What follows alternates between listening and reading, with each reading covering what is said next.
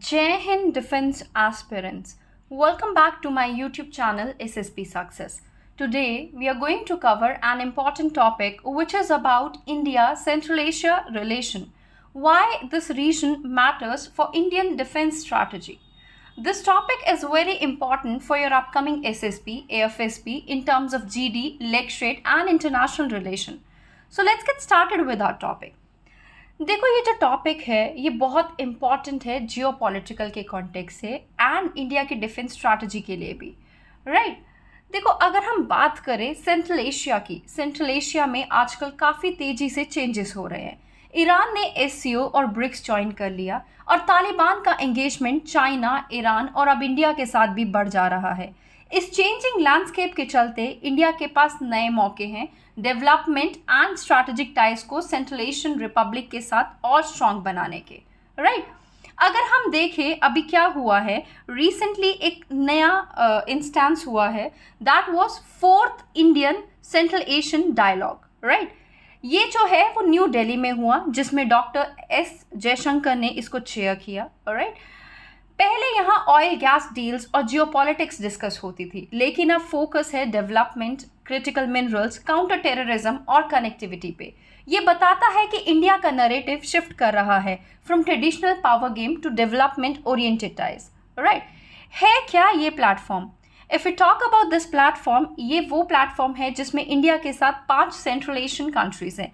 आप यहाँ देख सकते हो कौन कौन सी हैं वो 5 central Asian countries, that is Kazakhstan, Kyrgyzstan, Tajikistan, Turkmenistan, Uzbekistan right. ये सब मिलके स्ट्रक्चर डायलॉग करते हैं।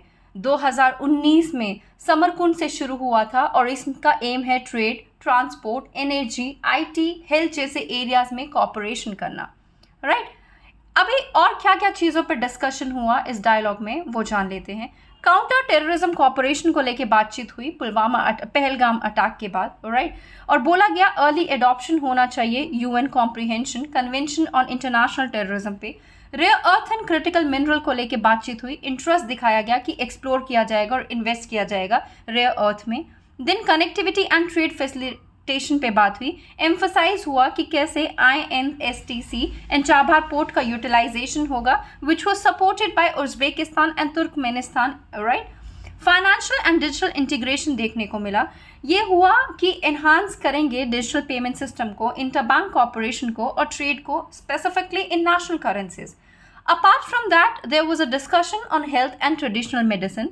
देखो डिस्कशन हुई किस चीज़ पे कि यूनिवर्सल हेल्थ कवरेज को लेके बातचीत हुई, मेडिकल टूरिज्म और support for traditional medicine integration.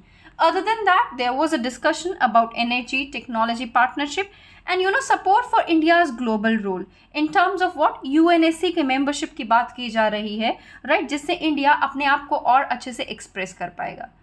अब जान लेते हैं इवोल्यूशन के बारे में इंडिया सेंट्रल एशिया के टाइज के साथ राइट। देखो सेंट्रल एशिया के साथ इंडिया के रिश्ते काफ़ी पुराने हैं, चाहे हम कल्चरली बात करें या फिर सिविलाइजेशन लिंक्स की बात करें। सोवियत यूनियन के टूटने के बाद नए स्ट्रैटेजिक और एनर्जी रिलेटेड अपॉर्चुनिटीज़ आए, और जब अफगानिस्तान में इंस्टेबिलिटी बढ़ी और चाइना ने रीजन में डोमिनेट करना स्टार्ट किया तो इंडिया ने भी अपनी स्ट्रैटेजिक प्रेजेंस पे काम करना शुरू किया राइट। देखो कैसे काम करना शुरू किया, हम जो है बताते हैं कि किस तौर पे या फिर किस तरीके के स्ट्रैटेजिक इंटरेस्ट है, स्ट्रैटेजिक इंटरेस्ट किस तौर पे थे इंडिया के। हमने कनेक्ट किया किन के साथ, सेंट्रल एशिया के साथ, और वो कैसे कनेक्ट किया हमने, जब जुलाई 2015 में प्राइम मिनिस्टर मोदी ने सभी 5 सेंट्रल एशियन कंट्रीज़ को विजिट किया और 22 एग्रीमेंट साइन हुए, जो एग्रीमेंट्स थे एनर्जी, आईटी, हेल्थ, कल्चर जैसे सेक्टर्स में। और ये क्या था, ये एक तरीके का डिप्लोमेटिक माइलस्टोन था राइट। अपार्ट फ्रॉम दैट अगर हम देखें इंडिया और सेंट्रल एशिया के कनेक्टिविटी प्रोजेक्ट्स भी बहुत सारे हैं, लेकिन कनेक्टिविटी में काफ़ी सारे चैलेंजेस भी देखने को मिले। देखो अब दिक्कत किस चीज़ की आ रही थी, डायरेक्ट कनेक्टिविटी की। अगर हम डायरेक्ट कनेक्टिविटी की बात करें, अफ़गानिस्तान में देखो तो कहीं ना कहीं इंस्टेबिलिटी और पाकिस्तान के साथ स्ट्रेन टाइज ने इंडिया को सेंट्रल एशिया से डायरेक्टली कनेक्ट होने से रोका, लेकिन इंडिया ने इसका सॉल्यूशन निकाला किसके थ्रू, INSTC के through, which is international north south transport corridor, यानी INSTC को रशिया और ईरान के थ्रू डेवलप किया गया। इसमें चाबहार पोर्ट का डेवलपमेंट आया, राइट। इसमें अफगानिस्तान में जरन देलाराम रोड का कंस्ट्रक्शन आया। अदर देन दैट हमने देखा तापी पाइपलाइन प्रोजेक्ट, जिसमें Turkmenistan, Afghanistan, Pakistan and India ये सब लोग रिलेटेड थे, और ये सब इंडिया के रीजनल रीच को बढ़ाने के एफर्ट्स थे, राइट। अब उसके अलावा अगर आप देखो, उसके अलावा क्या हुआ, तालिबान ने टेक ओवर किया और चाइना की एंट्री हुई। जब तालिबान ने टेक ओवर किया तो चाइना की एंट्री हुई। यूएसए के अफगानिस्तान से विड्रॉल होने के बाद तालिबान का वापस आने से काफ़ी सारे प्लान्स डिसरप्ट हुए। इस गैप का फ़ायदा उठाया चाइना ने, और वो ये BRI के थ्रू ट्रेड और इंफ्रास्ट्रक्चर, जो है आपका बॉर्डर रोड इंफ्रास्ट्रक्चर के थ्रू, उन्होंने इंफ्रास्ट्रक्चर में इन्वेस्ट करके सेंट्रल एशिया में अपना इन्फ्लुएंस बढ़ा दिया, right. Now let's talk about development and capacity building. If you talk about that, अब इंडिया का फोकस शिफ्ट हुआ है from military to development and capacity building. इसमें आया है India Central Asia development group, India Central Asia business council, 1 billion का line of credit का बात हुई है, और digital partnership forum, UHSC support और दक्षिण इनिशिएटिव एफर्ट्स के जरिए इंडिया डेवलपमेंट का पार्टनर बन रहा है, राइट। देखो, ट्रेड, टूरिज्म एंड एनर्जी की अगर हम बात करें, अभी तक इंडिया का जो ट्रेड है ना, ट्रेड वॉल्यूम बाय कार्स के साथ अप्रॉक्स कितना है, $2 बिलियन ही है, mainly due to connectivity and customs issue. लेकिन uranium, oil, gas, coal, fertiliser में लॉन्ग टर्म कॉपरेशन प्रपोज हुआ है। टूरिज्म और एजुकेशन भी हाई पोटेंशियल सेक्टर्स हैं जहां ग्रोथ पॉसिबल है।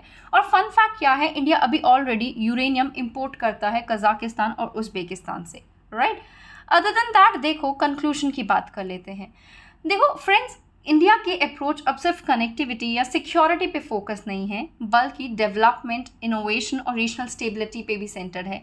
जो INSTC, चाबहार, डिजिटल इंफ्रास्ट्रक्चर और रीजनल, अगर हम डिप्लोमेसी के जरिए इंडिया सेंट्रल एशिया के साथ एक नए फ्रेमवर्क में पार्टनरशिप बिल्ड कर रहा है, जो एक फ्यूचर रेडी और सस्टेनेबल मॉडल है। So guys, if you like this video, do like our video, share it and subscribe our YouTube channel SSP Success. Your likes and comments motivate us to make more and more videos on time. Thank you everyone.